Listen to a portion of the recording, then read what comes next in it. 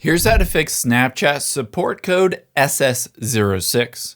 Now, I'm on my iPhone as well as my Android. I'm going to walk you through exactly what that SS06 support code is and how to fix it.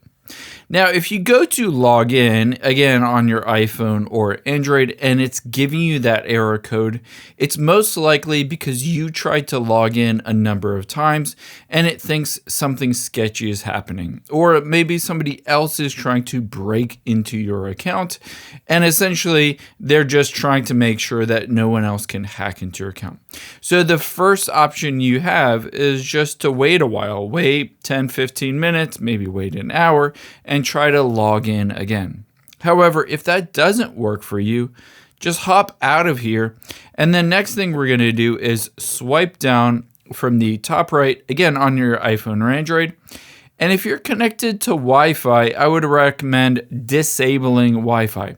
The reason why we do this is essentially you can connect to your cell network. And by connecting to your cell network, it'll find your exact location.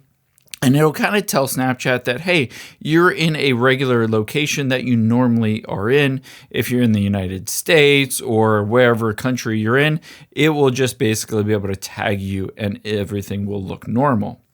If that doesn't work for you, head into the Settings app, again, on your iPhone or Android. And the next thing that we're going to do is scroll down to the bottom on your iPhone and tap on Apps.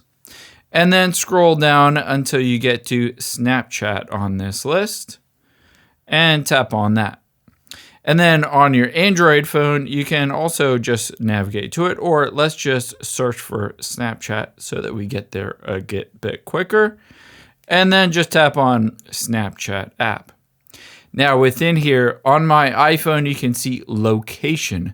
Tap on location and switch this to while using the app. This again will tell Snapchat that you're in basically the regular place that you're normally in, logging into Snapchat, everything's okay, it's not sketchy.